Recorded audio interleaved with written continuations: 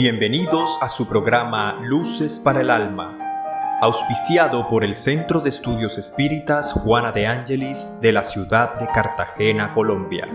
Centro dedicado al estudio y divulgación de la doctrina de los espíritus, codificada y sistematizada por Allan Kardec.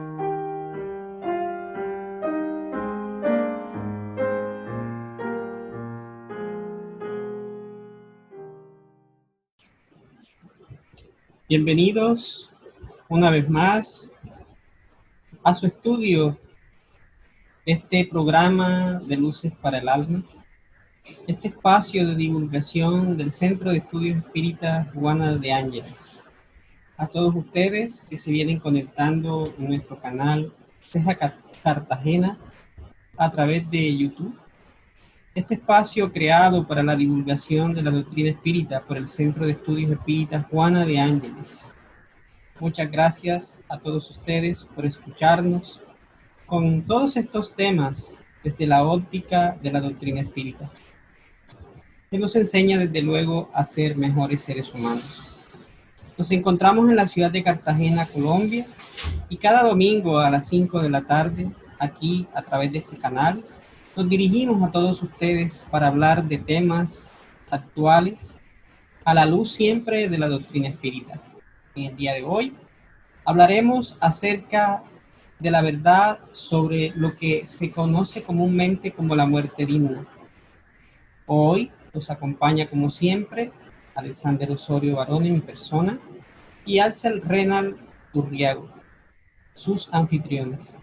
Entonces, empecemos por hablar de morir dignamente, este término acuñado para entenderlo, y vamos a comprenderlo a la luz de la doctrina espírita, entender este concepto en el día de hoy.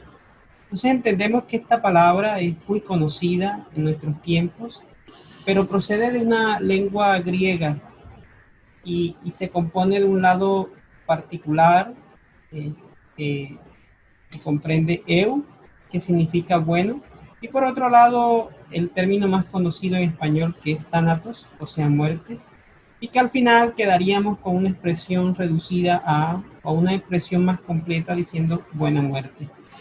Y es así como encontramos en este concepto de buena muerte, de qué es morir bien o morir dignamente.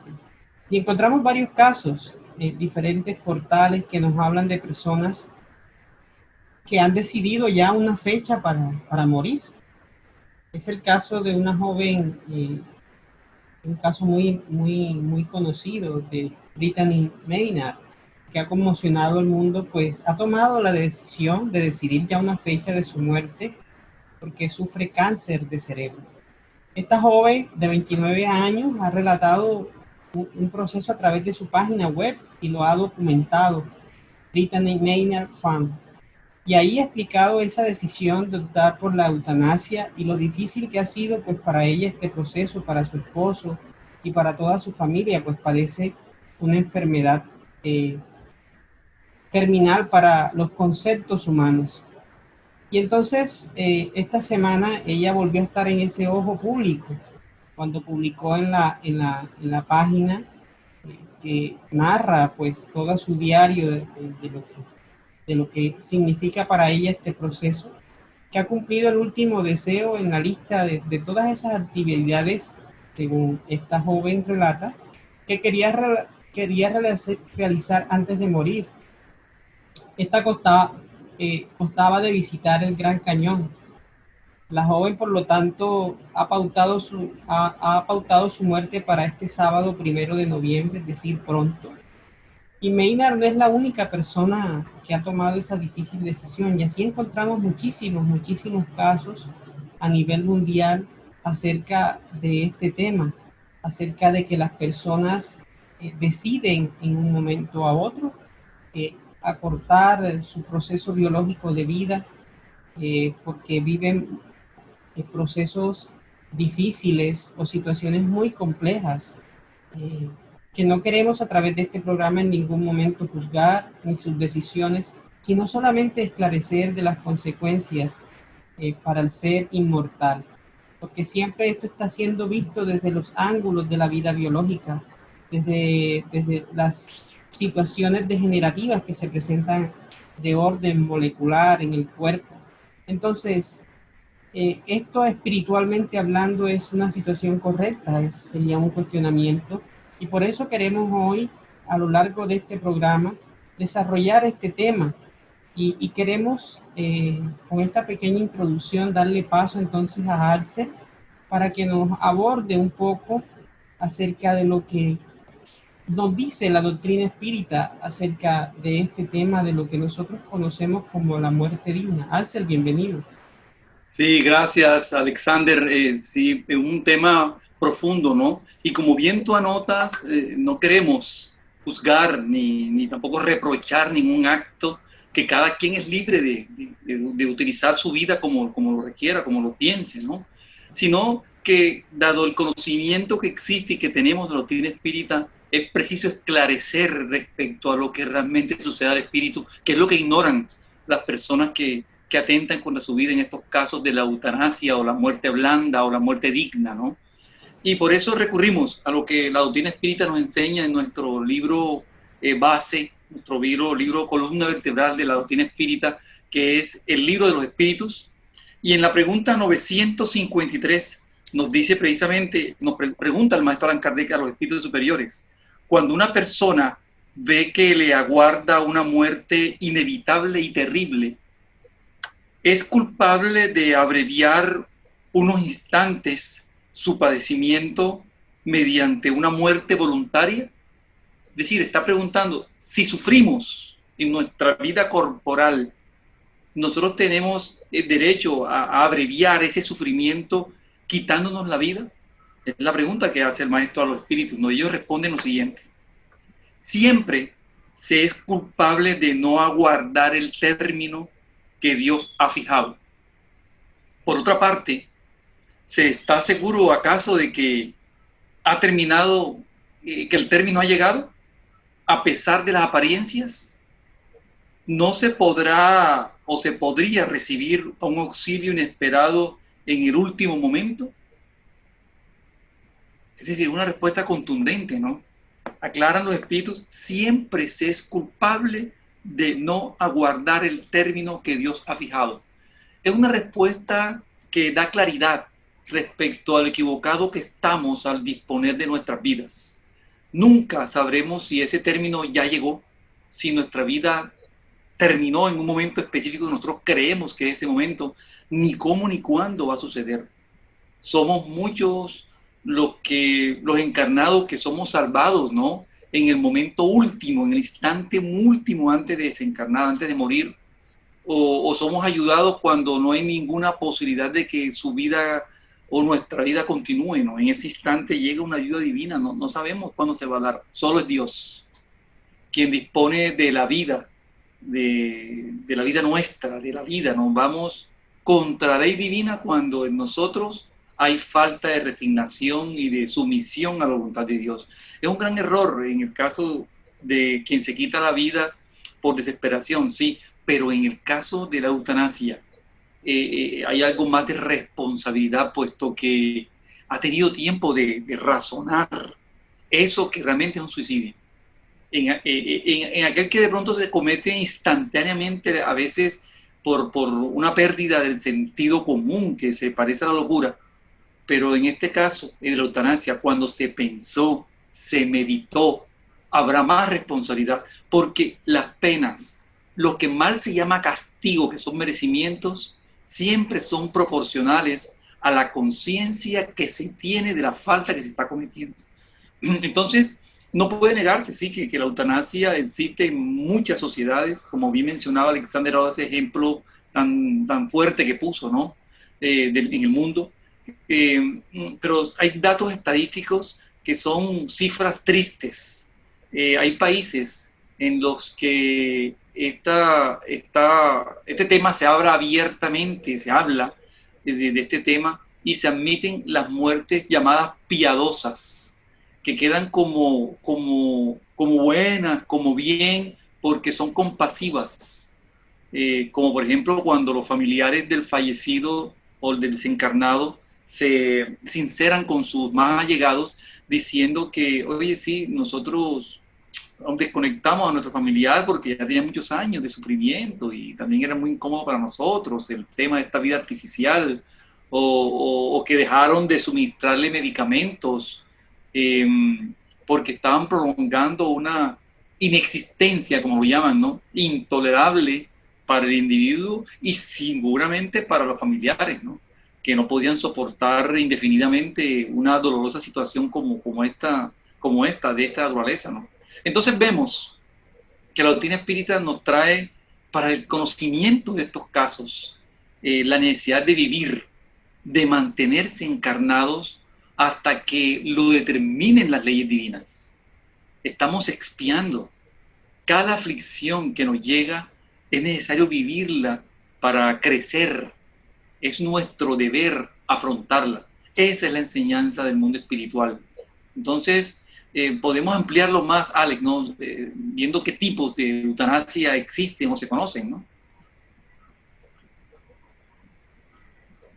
Sí, Ansel, es bien importante eso que acabas de anotar acerca de la buena muerte o muerte digna, o morir dignamente, como se ha acuñado últimamente. Pero en todos los casos es huir de las probaciones de la existencia humana. Y nadie conoce cuáles son los fines de cada uno, ni qué situaciones deba experimentar, ni por qué el porqué de una enfermedad. Todas estas situaciones ocurren realmente por el desconocimiento de la vida espiritual. Y eso es lo que queremos hacer a través de este programa. Entonces hay diferentes, como bien aplicabas, Ansel, ahorita, hay diferentes tipos de eutanasia. Entonces se dice que la eutanasia puede ser directa o indirecta. En algunos hablan de activa o pasiva. En todos los casos es que en el primero, cuando es activa, es porque hay un tercero, hay alguien que está asistiendo al enfermo en que éste pide, digamos, a través de algún mecanismo, que todas sus fuerzas biológicas se desintegren para dar paso a lo que nosotros conocemos como la muerte. O a través de elementos paliativos, por ejemplo, la aplicación indirecta de la aplicación de morfina en grandes dosis, que va a ir consumiendo paso a paso las fuerzas biológicas hasta producir el desgaste y que llegue con ello la muerte. Pero en ambos casos, el paciente o la persona que se encuentra en sufrimiento conoce o entiende el destino de que el tratamiento no es un tratamiento realmente paliativo, sino que es un tratamiento que lo conlleva, lo va a llevar irrevocablemente a la muerte de una forma más acelerada. Y en el otro es que pues, definitivamente solo a través de un proceso en el que según no hay dolor, no se produce ningún fenómeno que genere más sufrimiento para aquel. Pero todo esto al ser visto desde el punto de vista humano, de sufrimiento lo estamos entendiendo desde el punto de vista humano, de que duele el cuerpo, de que hay dolor en el cuerpo, pero quien realmente está experimentando el padecimiento es el cuerpo, pero como hay tanta identificación con la materia que no nos permite vislumbrar más allá de la vida presente, entonces para aquel quien todo lo que está alrededor, lo material, representa el todo, pues su convicción es de que una vez aquello que provoca el dolor desaparezca, este se irá. Lo que se ignora en la vida presente o por la gran mayoría en la humanidad es la persistencia y la postexistencia del ser después de la mal llamada muerte. Después de encontrarse con el túmulo, resulta que la vida continúa, que la expresión de la vida se mantiene y se hace más gigante, se agiganta. Entonces hay consecuencias que las personas ignoran, o la mayoría en la tierra ignoramos. esa vida post-mortem. Y ya hoy hay estudios o patrocinan estudios de qué es lo que hay más allá de la expresión cuando se acaba la vida molecular, cuando la vida en el cuerpo humano ya pues se extingue naturalmente por los procesos de desgaste biológico. En ese sentido, entonces, nace una gran pregunta, si ya entendemos que la eutanasia, sea por una forma u otra, es realmente un suicidio asistido, porque la persona no toma la decisión por sí misma de aplicarse a sí misma aquello que le genere la muerte, busca en un tercero o a través de elementos aparentemente paliativos. Pero ¿qué se va a encontrar el ser, Alce? ¿Qué se va a encontrar cuando realmente parta? Eso es lo que queremos informarle a las personas. ¿Qué se va a encontrar? Exactamente, Alex. Este es, digamos, el objetivo principal de nuestra disertación de hoy, ¿no? ¿Qué se va a encontrar? ¿Cuáles son las consecuencias para el espíritu? Y afrontando este tipo de muerte que llaman blanda, pero que no tiene nada de blanda porque de todas formas es un acto de violencia. El espíritu se sitúa generalmente en un estado de angustia en el mundo espiritual. En el plano espiritual él tiene una mayor dificultad para adaptarse a esa condición espiritual. Entonces está afrontando, ¿por qué? ¿Por qué pasa eso? Porque está afrontando una interrupción no programada y una interrupción abrupta de su proceso de cumplimiento de sus deudas, porque estamos aquí encarnados cumpliendo un proceso, porque no es por casualidad que se afronta una agonía prolongada, no. Cuando desencarnamos con una agonía prolongada es porque hay unos merecimientos, tal como nos explicaba Alexander ahora, ¿no? Toda transgresión de una ley divina tiene efectos inevitables. Es posible que aquí en la tierra, en el plano terrenal, se den casos de crímenes y delitos que pasan desapercibidos o que permanecen impunes. Pero la doctrina espírita, eso nos viene a enseñarnos, es la gran consolación, la gran verdad. Nos viene a decir que eso no ocurre en el plano espiritual, no. Donde la justicia impera y no se pueden ocultar nuestros pensamientos, sean buenos, malos, regulares, no se pueden ocultar. Nuestra claridad espiritual aparece. Pero la doctrina no viene a hablarnos de castigos ni asustarnos, ¿no? Con penas, con que nos van a doler. No. Simplemente nos dice que toda acción supone una reacción. Es la ley de causa y efecto. Así operan los mecanismos divinos que organizan el universo. Todo se paga, todo se compensa, todo se equilibra tarde o temprano. Dios está presente en todo con sus leyes y en todo, con todos, ¿no? Él nos regala el libre albedrío, ¿sí? Eso es nuestra decisión. Y si debemos de pronto equivocarnos contra leyes divinas, pues deberemos corregir y reparar el daño hecho. Y esa reparación, cuando se está sucediendo a reparación, es lo que llamamos dolor, es lo que entendemos como sufrimiento, ¿no? Y entendamos esto, miren, es una cosa buena que entendamos el día de hoy. El espiritismo nos enseña que el periodo previo a la desencarnación puede extenderse días, meses y hasta años.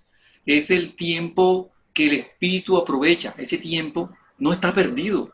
Él está aprovechando ese tiempo para tomar conciencia de su realidad y para examinar las distintas partes de su recorrido, digamos, en la existencia esta o existencias precedentes, ¿no?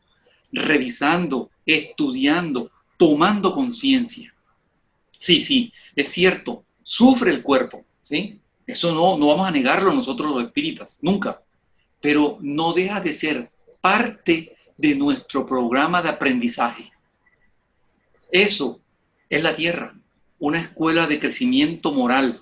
La excusa de la muerte digna, como bien nos mencionaba Alexander ahora, de esa muerte blanda, es que estoy sufriendo. Y entonces yo pregunto, o podemos preguntar nosotros ahora, Alexander y yo, preguntemos a todos ustedes, ¿es que acaso no hay sufrimiento en todas partes del planeta? Sufrimos cuando nacemos, porque dejamos esa comodidad en el vientre, ¿sí? En el vientre materno. Sufren nuestras madres cuando paren. Sufrimos cuando nos enfermamos. Sufrimos cuando nuestros seres queridos parten al plano espiritual. Hay dolor. Y de esto lo digo con conocimiento de causa, ¿no? Cuando nuestros hijos se casan y se van o se independizan, nos duele. Sufrimos nosotros, ¿no? También cuando la pareja nos abandona o nos cambia. La lista es larga de sufrimientos. Mira, yo hacer lista ahora de tantos sufrimientos que hay, que son innumerables e infinitos, ¿no? Entonces, no pretendamos cambiar nosotros el proyecto de vida divino, que es una vida merecida. Esta vida que hoy tenemos tuvo una planeación reencarnatoria, como nos enseña la doctrina espírita, ¿no? Nosotros somos partícipes de nuestra programación, de lo que estamos seguramente sufriendo. Hemos venido a enderezarla, a dejar atrás nuestras inferioridades. Y esto de las consecuencias, Alex, me gustaría dejarlo más claro con un pequeño ejemplo que nos deja, y leerlo aquí, del caso real de la vida de Chico Xavier, ¿no? Dice, Chico visitó durante muchos años a un joven que tenía el cuerpo totalmente deformado y que vivía en el bosque, en un sitio alejado, ¿no? El estado del alienado, como llaman aquí, mental, era total. La mamá del muchacho estaba también muy enferma y Chico a veces le ayudaba a bañarlo, alimentarlo con temas de aseo, ¿no?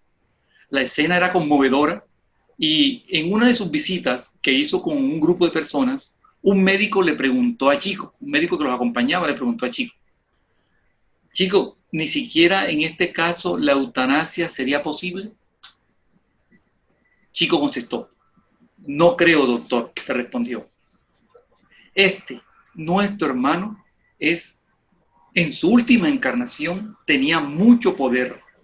Persiguió y perjudicó a muchas personas con torturas deshumanas, quitó la vida de muchas personas. Algunas lo perdonaron, otras no, y lo persiguen hoy durante toda su vida. Esperaron su desencarnación y ellos lo agarraron y lo torturaron de todas las maneras durante muchos años en el mundo espiritual. Este cuerpo deforme que hoy ven, mutilado, representa una bendición para él. Fue la única manera que la providencia divina encontró para esconderlo de sus enemigos. Cuanto más tiempo aguante, mejor será para él. Con el pasar de los años, muchos de sus enemigos lo habrán perdonado, otros habrán reencarnado. Entonces, aplicar la eutanasia sería devolverlo a las manos de sus enemigos para que continuase torturándolo. Gran enseñanza nos dejó Chico aquí con esta anécdota de él, ¿no? Toda transgresión de una ley divina tiene sus efectos inevitables. Ahora, Alex, por favor, hablemos un poco de qué más nos enseña la doctrina espírita al respecto a la eutanasia. Y Axel, es que continuando con esa misma línea que acabas de informar, de ese pasaje de la vivencia, de tantas vivencias de Chico Xavier, nos sigue afirmando que la doctrina espírita nos da las bases para entender que nadie sufre sin una razón, o que nadie experimenta dolores, vamos a llamarlos dolores, y que los llamados esos enfermos irrecuperables están de una forma o de otra cumpliendo con esas deudas ante las leyes divinas. Porque no hay una transgresión a la ley que no quede marcada para ser reparada en su momento justo y preciso. Y si quitamos, como bien decía Chico allí en esa experiencia, esa oportunidad de reparar todas esas situaciones, estamos realmente perjudicando. Entonces cada ser está rescatando de sus faltas pasadas, de sus errores que pueden estar marcados incluso en esta existencia ante las leyes divinas. Por lo tanto, eso no se debe olvidar nunca, que todo hace parte de nuestras vidas. ¿Y quiénes somos entonces nosotros? Cabe una pregunta para decidir la muerte de alguien o inclusive la nuestra o ayudarle a que la desencarnación llegue. Por eso es que la doctrina espírita en estos puntos juega una parte muy importante al enseñarnos que nadie sufre sin un motivo. Que sin embargo hoy día la ciencia médica posee drogas fuertes que ayudan a eliminar o sobrellevar estos dolores, porque son los mecanismos que Dios permite como paliativos, como elementos que nos ayuden incluso a recuperar al enfermo o a mantenerlo durante el periodo que sea necesario, sobrellevando aquella circunstancia dolorosa o aquellos padecimientos que experimenta. Entonces nadie puede disponer para ir entendiendo de la vida de otra persona, porque la vida no nos pertenece a nosotros, la vida pertenece al Creador, quien la otorga, y por ende debe quitarla cuando las leyes que son justas, benévolas, precisas, así lo deciden. Y encontramos así en un mensaje dado por el espíritu del cura de Ars, en el Evangelio según el Espiritismo, cuando es convocado a una sesión mediúnica en donde es invitado a curar a una mujer que padece de ceguera. Y entonces él dice que él pregunta en esa comunicación que por qué quieren que esta mujer se le devuelva la vista, siendo de que está viviendo una oportunidad de reparación. Y él pide más bien que ruegue a Dios, porque él no tiene esa potestad de ayudar o de ir en contra de las leyes, sino que simplemente es un instrumento. Hay que recordar que este espíritu fue un cura muy, muy piadoso, muy devoto, muy caritativo en el pasado, y que se comunicaba en esta sesión. Y Allan Kardec lo coloca en el capítulo 7 del Evangelio según el Espiritismo. Es importante leerlo porque ahí entendemos de que cada cosa que experimentamos, cada situación que se nos viene a la vida presente, por más horrorosa que nos parezca, representa una oportunidad para el ser que está reparando. Nosotros estamos reparando. Y entonces la doctrina espírita tiene en estos postulados, nos pone una visión más amplia, porque el motivo esencial de todos estos conocimientos es consolarnos, entender de que vamos más allá de lo que nosotros creemos, del túmulo. El túmulo se extiende porque la vida continúa, la vida no se extingue. Todos aquellos que partieron ya o están partiendo, nos reencontraremos, y ese periplo lo haremos cada vez hasta alcanzar la perfección, cuando ya no sea necesario más tomar un cuerpo para vivir experiencias, porque ya nos hemos depurado y hemos alcanzado la perfección, una perfección relativa. Y entonces así vamos, Axel, así vamos todos nosotros. Entonces, entender esto nos ayudará a tomar mejores decisiones. No entenderlo nos llevará a consecuencias espirituales difíciles al practicarse estos temas, Axel. Sí, por eso, Alexander, es importante que ahora hablemos un poco de cuáles podrían ser estas causas, ¿no? En la práctica de la eutanasia, de esa que llaman la muerte digna, que algunos dicen que es realizar un acto de caridad con nuestro prójimo, acortándoles la agonía que es considerada innecesaria. Entonces debemos decir que tal deseo, esto de desear encubrir una agonía, tiene también un encubrimiento del predominio de lo material sobre lo espiritual. En estos casos donde solo pensamos en el sufrimiento físico y olvidamos los rescates espirituales necesarios, dejamos que lo material predomine.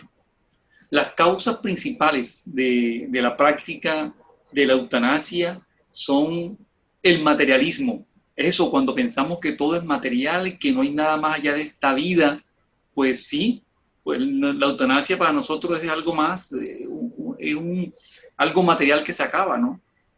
Otra causa es el egoísmo, cuando nos centramos en que soy yo quien sufro, que no necesito vivir esta vida, que todo es contra mí. Entonces el egoísmo nos centra. Igualmente otra causa es el orgullo, porque elevamos nuestro ego, nuestro orgullo, nuestra forma de ser ante la necesidad de no sufrir más. Y la más importante, la que más se da, y que creo yo que es causa de tanto el materialismo como el egoísmo como el orgullo, es la ignorancia que hay en cuanto a de dónde venimos. ¿De dónde venimos nosotros? ¿De dónde somos nosotros, espíritus? Entonces, cuando hay ignorancia de que somos inmortales, se piensa diferente. ¿Para qué alargar un sufrimiento si la vida no continúa? Si somos materia. Entonces, por ello, es bueno que Alexander y mi persona hoy les recordemos a todos ustedes que somos un ser integral, formados de cuerpo y espíritu. Y esto parece reiterativo, pero es que lo olvidamos. Estamos viviendo una experiencia corporal nosotros para superación intelectual y moral. Si nuestro cuerpo no tuviese alma, si no hubiese espíritu aquí conmigo ahora, esto sería una masa de carne sin ninguna inteligencia.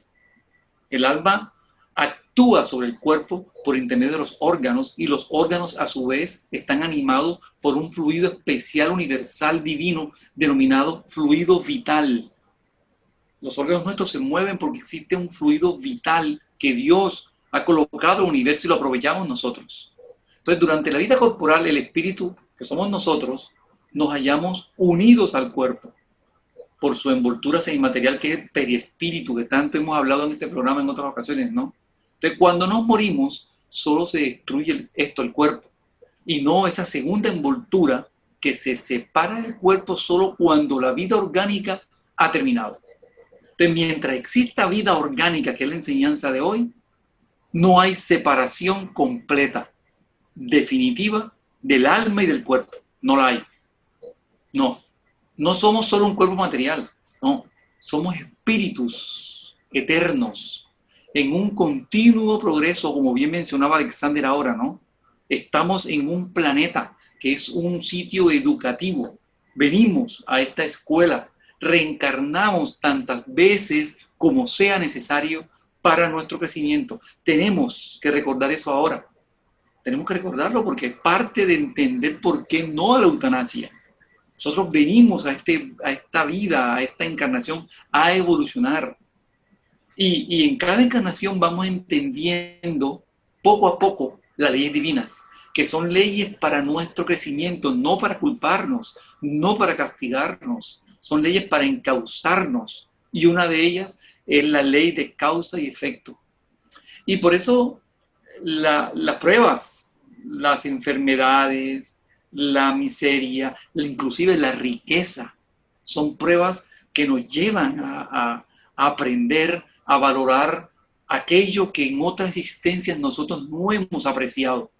Entonces el sufrimiento, eso que es el dolor, las vicisitudes, son enseñanzas merecidas por nuestro comportamiento, por nuestro actuar en otras existencias. Por ello debemos hoy entender que nuestro deber como seres encarnados, creados por Dios, es afrontarlas, porque son merecidas por nosotros, y no huir de ellas, quitándonos la vida, no. Aquel que pide, que pide para que sea anticipada la muerte física, o sea, la eutanasia, eso que hemos hablado de la aparente muerte digna, muchas veces actúa así, sofocado por el dolor, por el miedo a sufrir, y a veces se escudan diciendo no, para no dar trabajo a los demás, no desconociendo que ese trabajo que le damos a los demás es enseñanza para los demás también.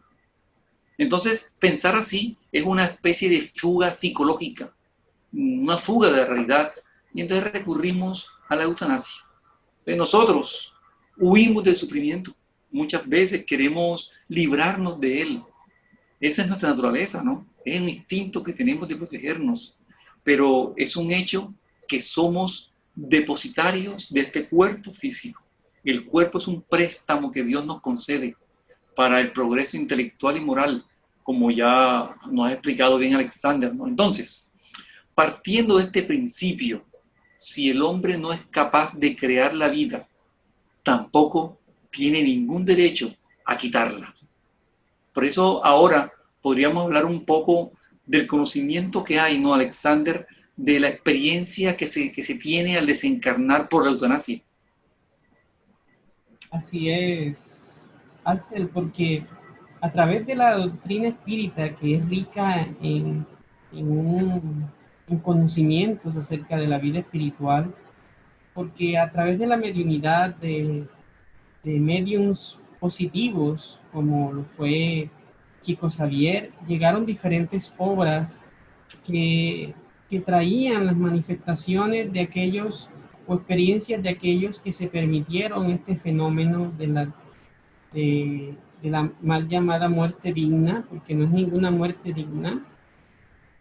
Y luego de sus experiencias a través de esta mediunidad maravillosa de Chico, como narra en el libro, por ejemplo, Obreros de la Vida Eterna, en donde el espíritu André Luis, a través del medium Chico Xavier, nos dan historias de estos procesos y nos cuentan una de un médico que tenía un paciente que hacía mucho tiempo estaba en esos procesos de agonía, que se desencarnan y no desencarnan. Entonces, ante los ojos del mundo, es un enfermo que lucha y que está desesperado y que el otro ve que no se completa ese desenlace. Entonces, pero no hay un conocimiento real, narra André Luis a través de esta obra, que se le aplica una inyección a este espíritu.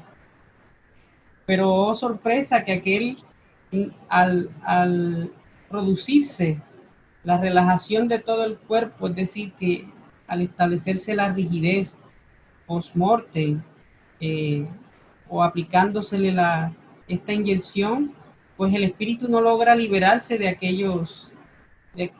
aquel fenómeno. Es decir, para los ojos del mundo ya está muerto, pero el espíritu continúa en una batalla porque se relajaron las fuerzas biológicas para nuestros ojos, pero no para el proceso natural de la desencarnación, del desacople de las estructuras periespirituales del cuerpo físico.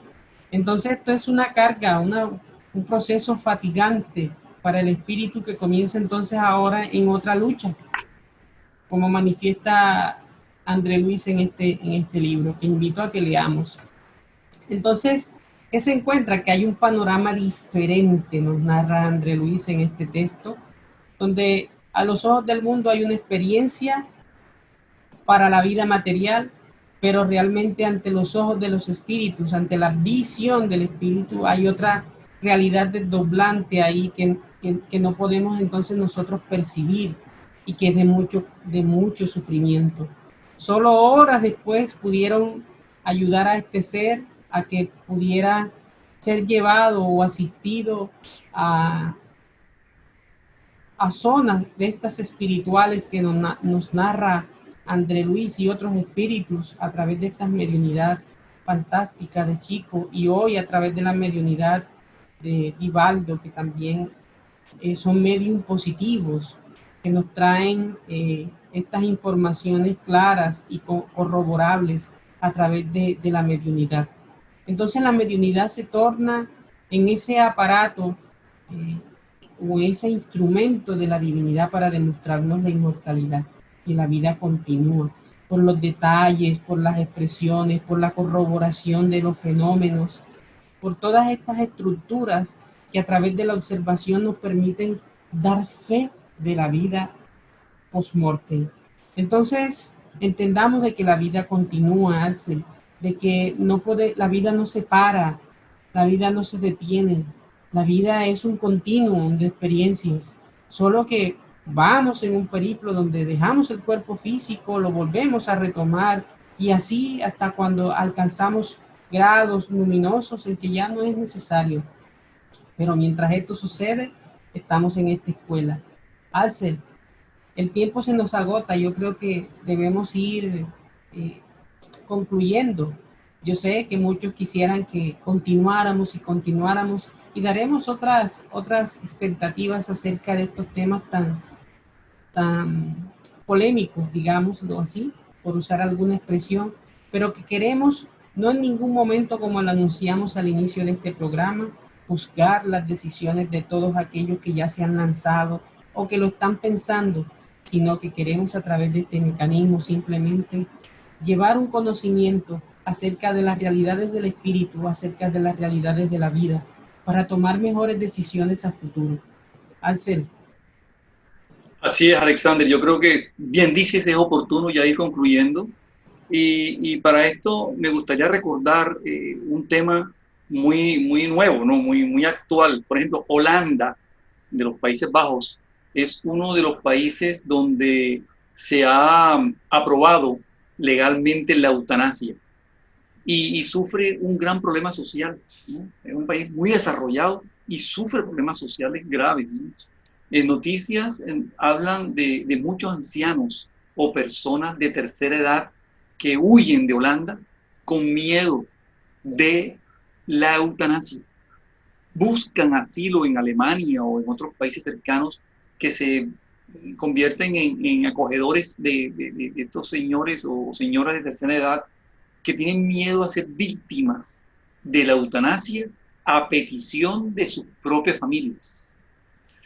En ese país se llevan a cabo en promedio unos 4.000 casos de eutanasia por año. Y de esos 4.000 casos, el 25% de ellos, o sea, 1.000 casos, se hacen o se efectúan sin la aprobación del paciente.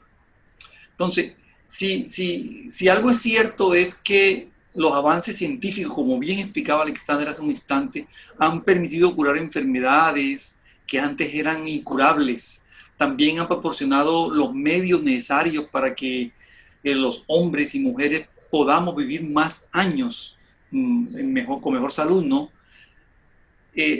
La eutanasia no deja de ser un crimen contra la vida, por el cual sus autores responderán en el porvenir, en el grado compatible con las causas que determinaron ese proceder, ¿no? Aun cuando sea practicado como muestra aparente de una medida piadosa. Sí, es legítimo, es legal que disminuyamos nuestros dolores físicos, pero no tenemos ningún derecho a interrumpir la vida antes de tiempo, lo que conlleva a serios compromisos espirituales. Ese es nuestro mensaje en el día de hoy de la doctrina espírita. Cuando te sientas de fallecer, cuando tus fuerzas de angustia te hundan en la depresión, eleva ese pensamiento a Dios, a tu guía espiritual, a los espíritus protectores que siempre van a llegar a nuestro lado cuando los llamemos, ¿no? Con sinceridad, con bastante disposición, ¿no? Ellos vendrán a ayudarnos a superar el dolor, la desesperación. Entonces, cuando creemos que morir termina con nuestras aflicciones, es un error. Hoy elevamos a todos ustedes este mensaje, a todos los que nos escuchan, para que meditemos respecto al error de la eutanasia. Pues tenemos la certeza, por la coherencia de la doctrina espírita, que somos responsables de nuestras acciones. Nunca matar, no al aborto, no al suicidio, no a la eutanasia. La vida es un don divino que Dios nos ha entregado para ser mejores, para evolucionar, para saldar deudas y progresar. Muchas gracias a ustedes por escucharnos y los invitamos a seguir sintonizándonos en este canal Ceja Cartagena cada domingo a las 5 de la tarde. Los esperamos. Dios los acompañe a todos ustedes en sus hogares. Muchas gracias.